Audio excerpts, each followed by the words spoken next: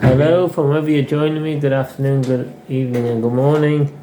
And today's edition of the Daf Yomi is from the Arakhin Shuruma Daf 9, and it's the Steinsaltz edition. So just to start the sentence which started in the last onward, apparently the sage will consider that if there were many full months, and it was explained before, the full months meaning 30 days. And the new moon of Tishrei would arrive 3 days before Rosh Hashanah. A lunar month is 29.5 days, and therefore a 12-month period should have 6 full months of 30 days and 6 deficient months of 29 days. If there were 9 full months, this would cause subsequent months to start 3 days after the new moon. This in turn would lead people to deride the rabbinical court and accuse it of declaring the new month whenever it wanted, without regard to the astronomical facts. The Gemara explains this question. Now too, when there are 8 full months in 1 year, the new moon of Tishrei will arrive 2 days before Rosh Hashanah, which will also cause people to disparage the court. The Gemara answers, it is as Rav Marashia says, with regard to a different question. This is referring to a case where the year before was a leap year. Here too one can answer that it is a case where the year before was a leap year, and the extension of the year was accomplished with the added month of 29 days. Accordingly, remove a full 30-day month from the calculation of the current year corresponding to the extra deficient 29-day month of the previous year. And the result is that only 7 30-day months have an impact on the appearance of the new moon relative to the following Rosh Hashanah. The Gemara asks, but even in a year with only 7 30-day months, the new moon was still preceded Rosh Hashanah by 1 day. The Gemara answers, people did not pay attention to the difference of 1 day, and therefore they will not divide the court. Lo adatayahu dehenashe. The Gemara indicates that the reason that the court cannot create a situation in which the new moon would appear 2 days before the start of the next month is because people would divide the court.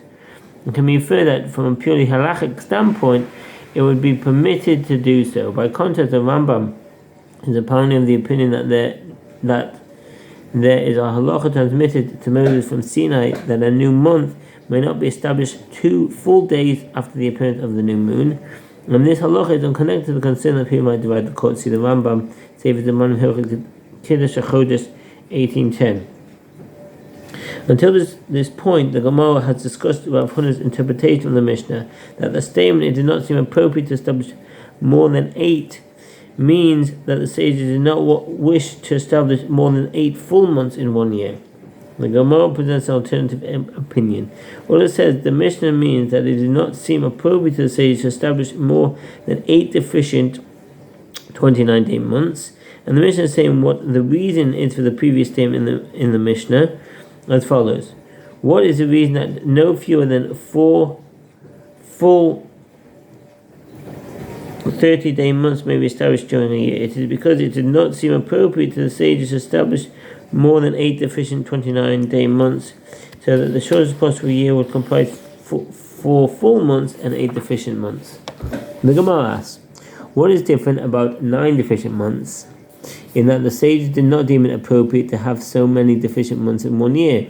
Apparently the sage will consider that if so, i.e. there were 9 deficient months, the new moon of Tishrei would appear 3 days after Rosh Hashanah. But now too, if there are 8 deficient months in 1 year, the moon will appear 2 days after Rosh Hashanah. The Gemara answers, it is as Rav Marashia says with regard to a different question. This is referring to a case where the year before was a leap year.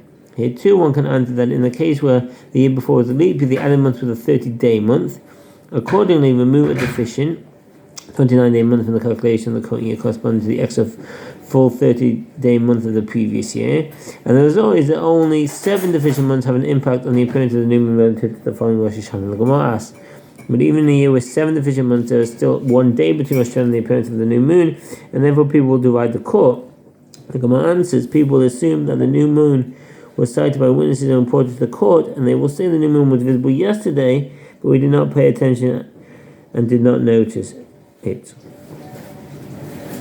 The Gemara asks, but with regard to what principle do Rav Huna and others disagree? The Gemara answers, they disagree about the length of the month added to the intercalation of the year, as is taught in the Braita. How many days are added to the intercalation of the year? Kama Ibo Shana. When the court decides to add an additional month for a leap year, it sends letters informing distant communities of this decision. In these letters, the court may write that the additional month is 29 days or 30 days. When the end of the month arrives, the actual determination as to whether it will be 29 or 30 days depends on whether or not the new moon was sighted on the 30th day. By contrast, now that the calendar is predetermined, the first Adar is always 30 days, and the second Adar is always 29 days. And that's in the Rambam Sefer Zamanim, Kiddush HaChodesh 4:1785. The extra month in a leap year is the first of Adar. Rashi and Tosfos on Rosh Hashanah 19b. The term month in this discussion refers to a 29-day month. According to the first opinion in the Braita, the first Adar is always 30 days, whereas Rav Shimon Gamliel maintains that it can be either 30 or 29 days, as explained by Rav Papa on Rosh Hashanah 19b and the Jerusalem Talmud Rosh Hashanah 1:5. 30 days. Rav Shimon ben Gamliel says, a deficient month. Rav Huna accepts the opinion of Rabban Shimon ben Gamliel. Consequently, if the preceding year was a leap year, the added month was only 29 days, and therefore, even if there are 8 full months in a year, the new moon will precede Rosh Hashanah by only 1 day. By contrast, Ula accepts the opinion of the first Tana, and therefore, if the preceding year was a leap year, the added month had 30 days. Consequently, if there are 8 full months in the following year, the new moon will precede Rosh Hashanah by more than 1 day. Ula therefore explains that the mission is referring to 8 deficient months rather than 8 full months, i.e. 129 days. Rav Huna accepts the opinion of Rabbi Shimon ben Gamliel, whereas Ula accepts the opinion of the first Tana. The Gemara raises an objection to the opinion of Rav Huna from a Braita. The festival of Shavuot occurs only on the same day of the week as the day of the waving of the Omer, Yom HaNeif, the day of the waving of the Omer offering. This is the 16th of Nisan, on the day on which the Omer, the first offering of barley, was brought to the temple. Only after this offering was sacrificed was it permitted to partake of the new grain crop. See Leviticus 23:9-14. After the destruction of the second temple, the prohibition was extended to the entire day on the 16th of Nisan. Consequently, nowadays it's prohibited to eat from the new grain crop until the 17th of Nisan, i.e. the 16th of Nisan, which is also the second day of Passover. And Rosh Hashanah also occurs on the same day of the week as the waving of the Omer offering of the preceding year, or on the day of the week that occurs on the night after the waving, i.e. the 17th of Nisan, which is the third day of Passover. And according to the opinion of Ula, who says that we may establish 8 deficient months in a year, but we may not establish 8 full months in a year. You find that Rosh Hashanah can occur on either of the 2 days mentioned in the Braita. The Gemara elaborates. There are 6 ends of months between the Omer offering and Rosh Hashanah. In an ordinary year, the months alternate in length, so these 6 months will comprise 3 full and 3 deficient months. If so, Rosh Hashanah will occur on the same day of the week as the third of Passover. In a year, if a year has 8 deficient months, one of the 2 extra deficient months would presumably occur in the summer between the day of waving Rosh Hashanah, which would mean that Rosh Hashanah would occur 1 day earlier on the same day of the week as the second day of Passover, the day of waving of the Omer offering. And if no extra deficient months are added that year, but the standard format of alternating length of months, 1 full, 1 deficient is applied, which will occur on the day of the week that occurs on the night after waving the Omer offering. But according to Rav Huna, who says, we may establish 8 full 30-day months in a year, there are also times when you find that Rosh Hashanah occurs on the day after the night, after the extra day, i.e. the 30th of Nisan, 2 days after the day of the week of the Omer offering. This would occur on a Rosh Hashanah following a year with full 8 full months, i.e. 2 more full months than usual, when one of the extra full months would occur between Passover and Rosh Hashanah. In such a case, Rosh Hashanah would be delayed from occurring on the same day of the week as the third of Passover, which is the usual situation, to the same day as the fourth of Passover. The Gemara responds with a counter objection. Rav Huna could say to you, And does the Braita really work out well according to Ullah? Even according to Ullah, it is 8 full months that we may not establish in 1 year, but we may establish 7 full months in a single year, one more than the usual. Consequently, there may be times when we do not establish the extra full month in the winter, and we establish it in the summer. In Passover Rosh Hashanah, in such a case, Rosh Hashanah would be 2 days after the day of the week of the Yom offering. Consequently, even according to Ullah, the Braita should have mentioned this possibility. Well, according to with whose opinion is this Braita? Is it in accordance with the Ahirim, as it's taught in the Braita? Ahirim say that the difference between Shavuot of 1 year and Shavuot of the following year, and similarly the difference between Rosh Hashanah of 1 year and Rosh Hashanah of the following year, is only 4 days of the week. In an ordinary year, when full and deficient months alternate, there are 354 days. Therefore, every year is exactly 50 weeks and 4 days long, which means that any calendar day 1 year would occur 4 days later in the week in the following year. And if it was a leap year, in which case the year contains 383 days, or 54 weeks and 5 days, there's a difference of 5 days between them.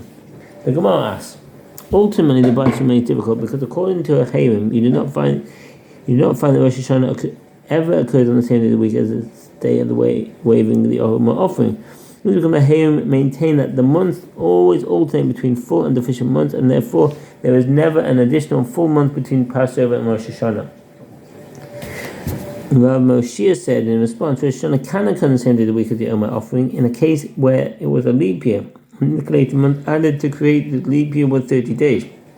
This because Rosh Hashanah occurs 6 days of the week later than the year before, but Ahirim maintain that it must occur exactly 5 days of the week later. Consequently, one of the months after Passover must be changed from a full month to a deficient one, moving the calculation 1 full month after Passover corresponding to the extra full month added before Passover, in order to ensure that Rosh Hashanah occurs 5 days of the week later than the previous year. This ensures that you will find a case where Rosh Hashanah occurs on the same day of the week as the day of the Yom offering.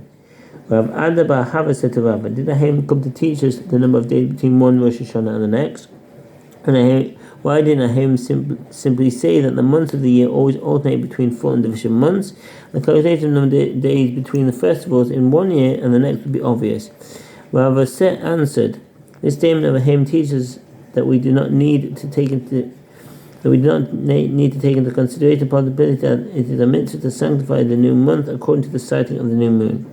Rather, if the order of the month dictates that a new month should be deficient, the start of the following month may be declared despite the fact that the new moon has not been sighted. Ravina objects to the opinion of him for a different reason, but how is it possible that there is always a difference of 4 weekdays between one Rosh Hashanah and the next? The length of the lunar month is not precisely 29.5 days, but 29 days, 12 hours, 793 divided by 1080 of an hour. This extra fraction between 29.5 days is compounded month after month and year after year. And although eventually there is an additional day that must be added to the calendar every 3 years due to the accumulation of hours, and an additional day that must be added to every 30 years due to the further accumulation of the extra parts of an hour. And the Gemara answers, since these days do not appear on the calendar every year, the Braita does not account for them. The Gemara returns to the dispute between Rav Huna and Ullah over the interpretation of the Mishnah. And Shmuel also holds, according to the opinion of Rav Huna, that it is permitted to establish 8 full months in a year. As Shmuel says, the year in a lunar calendar has no less than 352 days and no more than 356 days. How so? An ordinary year consisting of alternating full and deficient months consists of 354 days. If 2 months that are generally deficient are made full, there are 356 days in a year. If 2 months that are generally full are made deficient, there are 352 days in a year. If the months alternate as usual, 1 full and 1 deficient, there are 354 days in the year. This shows that according to Shmuel, it is permitted to change 2 months from deficient to full months, which leads to a total of 8 full months in 1 year. And I'll raise an objection against Shmuel from a Braita. If one says, I am hereby Nazarite for a duration that is like the number of days in a solar year. If one says, I am hereby Nazarite for a duration like the days in a solar year, he has accepted upon himself 365 separate terms of Nazariteship, each lasting the minimum duration of 30 days. If he says, I am hereby Nazarite like the days in a lunar year, he must observe 354 terms of Nazirite. This is because vows are interpreted according with the manner of ordinary speech. When people refer to a solar year, they mean 365 days, and when they mention a lunar year, they mean 354 days, as these are the most common lengths of solar and lunar calendars. The halacha is in accordance with the Mishnah and the Brisa on Nazir 8-day. Rambam Sefer Hafla Hilchot Nazirut 3:7. Go on, say your comment. He counts 365 days for his term of Nazirite corresponding to the number of days in a solar year. If he says, like the days in a lunar year, a year comprising 12 lunar months, he counts 354 days for his term of Nazirite corresponding to the number of days in a lunar year. The Gemara explains the objection, and if it is so that there can be 8 full months in a year, there are times that when you find that a lunar year has 356 days. Why then shouldn't the period of Nazirite last for 356 days? The Gemara explains the halacha is that with regard to vows, you follow the ordinary language of people. The meaning of a vow is understood in accordance with the way its words are used in common speech. And when people speak of a lunar year, they are generally referring to one that is the length of Moses, i.e. 354 days. The Gemara adds, and Rabbi Yehuda Nasi also holds in accordance with the opinion of Rav Huna that it is permitted to establish 8 full months in 1 year. As it is taught in a Braita, there was an incident in which Rabbi Yehuda Nasi established 9 deficient months in 1 year, and nevertheless the new moon was sighted in its proper time, and Rosh Hashanah not later. And Rabbi Yehuda Nasi expressed astonishment and said, "We made 9 months deficient in 1 year, and yet the new moon was sighted in its proper time. How could this be?" Rabbi Shimon, son of Rabbi Yehuda Nasi, said before him, "Perhaps last year was a leap year." And it gives the footnote here of the personality of Rabbi Shimon and Rabbi Yehuda Nasi. Rabbi Shimon was the youngest son of Rabbi Yehuda Nasi. Although his brother Rabbi Gamliel was appointed to replace their father as Nasi, Rabbi Yehuda Nasi considered Rabbi Shimon superior to the other sons in wisdom and scholarship. This is expressed in Rabbi Yehuda Nasi's appellation for Rabbi Shimon in this Gemara, Lamp of Israel. This designation may have reflected the fact that Rabbi Yehuda Nasi considered Rabbi Shimon the main sustainer of his family legacy with regard to Torah scholarship. There are many instances recorded in the Talmud of Rabbi Shimon studying with his father. When Rabbi Yehuda Nasi was on his deathbed, he called for Rabbi Shimon and taught him secrets of the Torah, and appointed him as sage, a position next in prominence to the Nasi and the president of the court. Rabbi Yehuda Nasi took special care to teach Rabbi Shimon Torah, and although Rabbi Shimon was younger than Rabbi Yehuda Nasi's most prominent disciples, Rabbi Chiam and Bar Kapara, the Talmud records that Rabbi Shimon taught them the halachic midrash of Torah's Kahanim.